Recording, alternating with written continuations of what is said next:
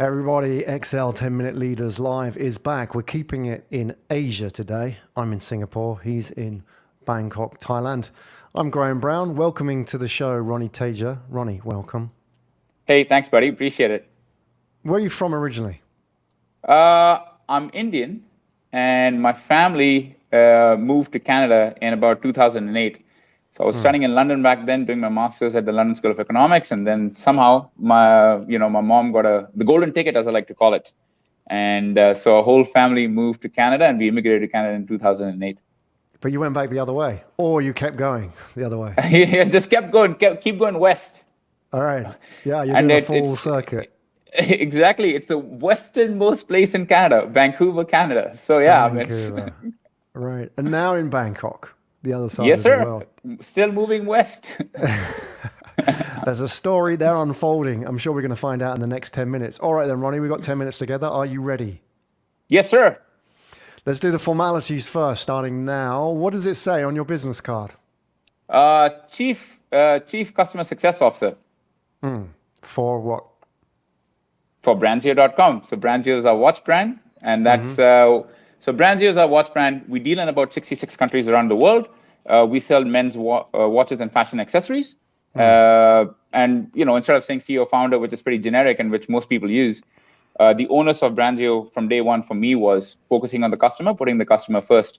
So when I always look at giving myself a title or anything else, I mean, I did use founder and CEO before, but I prefer using Chief Customer Success Officer or something. So even if you purchase watches from us, you will get an email from me which says, Customer Success Officer, whatever it is.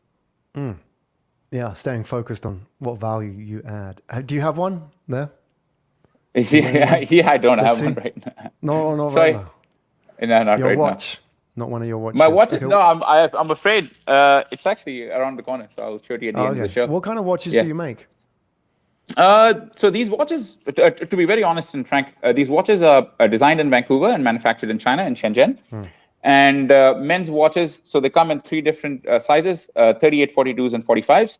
So the way we wanted to position ourselves in the market was we wanted to have a versatile watch, like a versatile watch. So if you've been to Vancouver, or if you've been to most places in Canada, the idea was to be in the city and going to the mountains in the next hour. So because it's such an outdoorsy city, so the idea was you can be in your office and the next 45 minutes you can be snowboarding or skiing up Grouse Mountain. So we wanted to have interchangeable straps, or if you're in the office and you go to the gym, you can just change the straps on your watch and be just be ready to go. So we price at between $100 to $150. We did try different price points through the years, but we found that the sweet spot for us was the $100 to $150 price point. And usually we target young professionals, so anywhere from 25 to 36 in that range. So why you? Why are you the watch guy and also the chief customer guy? What's your superpower in all of this, Ronnie? How does this all come together? I mean, I think perseverance would be number one, because when I started the company, I think I had about, and I'm sure you've had people here who've talked about it before. So I think I had like about $20,000 in the bank, and in 3 months in, I'd exhausted about $15,000 of them trying to make a watch in Vancouver, trying to go through the whole process, et cetera, et cetera, et cetera. And then guess what happened? Somewhere during the final development phases of the watch, we have the design ready, we have the dials ready, we have the straps ready, everything's ready to go.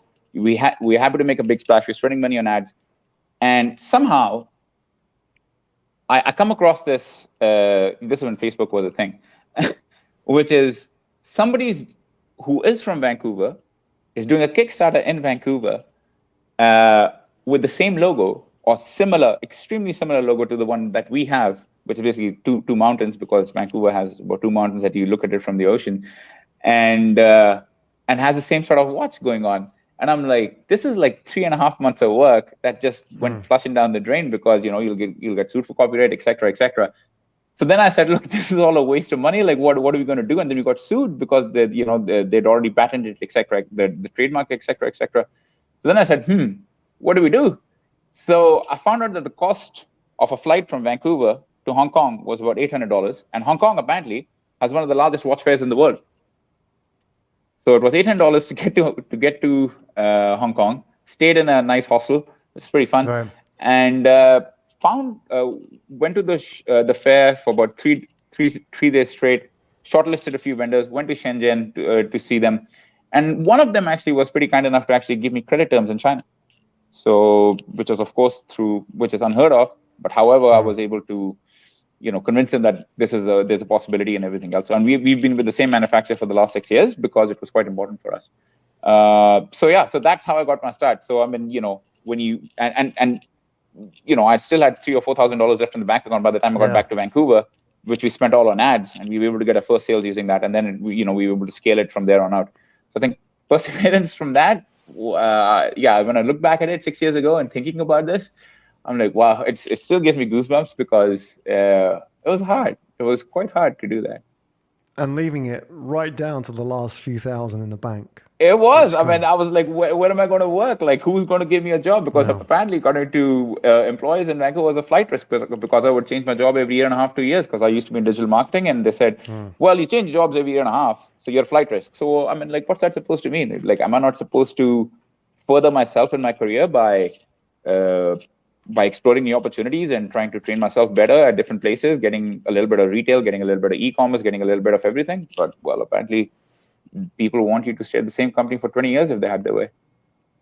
Going back to that time, if you could go back to a nice job in the bank that you left, or the management consultancy that you had been at for 20 years, whatever it may have been, if you had that option still available on the table and you're down to the last few thousand, could have been sued, could have been wiped out, do you think that would have been too good an option to turn your back on? The fact you didn't have options forced you to go to Hong Kong, forced you to pull out all the stops. Do you ever replay that in your mind if you had those options? Yeah, I mean, it's occurred to me. I mean, you have to understand, my father was in the army, so he's worked the same job for 40 years. And he wanted me to work at the bank. I mean, according to him, I should have worked in the bank, or I should have worked at HSBC or Best Buy or something, and should have ended my tenure there, getting my pension from there, et cetera. But luckily for me, my mom is sort of the entrepreneur side. So when these things happen, I mean, I had the support of my family, and they said, I think at the end of the day, I would have been more filled with regret, not taking that chance. It's like that thing would have irked me for the rest of my life, which is like, oh, if I don't take the chance on myself, what if? Yes, exactly. Thank you. Like, and should I be living my life according to the what ifs? And that would have bothered me. And and for some reason, knock on wood, everything worked out.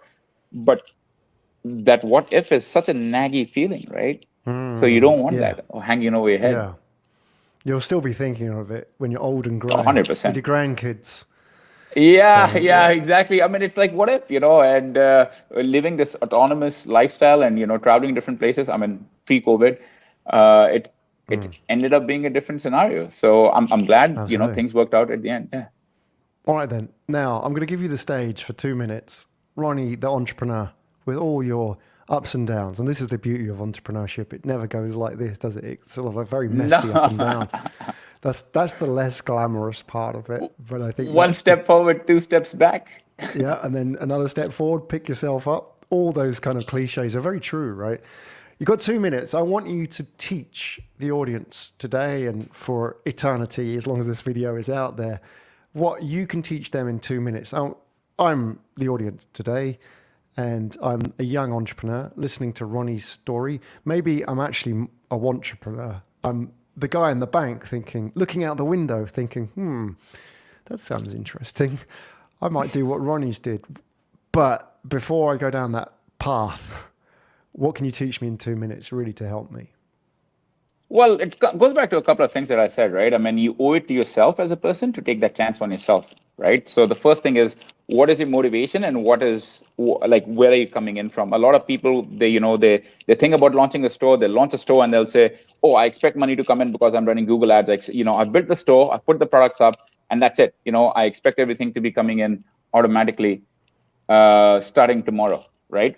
What they don't understand is what goes on behind the scenes, dealing with suppliers, dealing with shipping, dealing with customers. And for me personally, what's worked out is, and what I said in the beginning was putting your customers first. I mean, in this day and age of Amazon, right? If in this day and age of like all these marketplaces where people really don't care, there's a really good book I'd recommend, which is like the Zappos Way, which talks about how Zappos handle the customer service, right?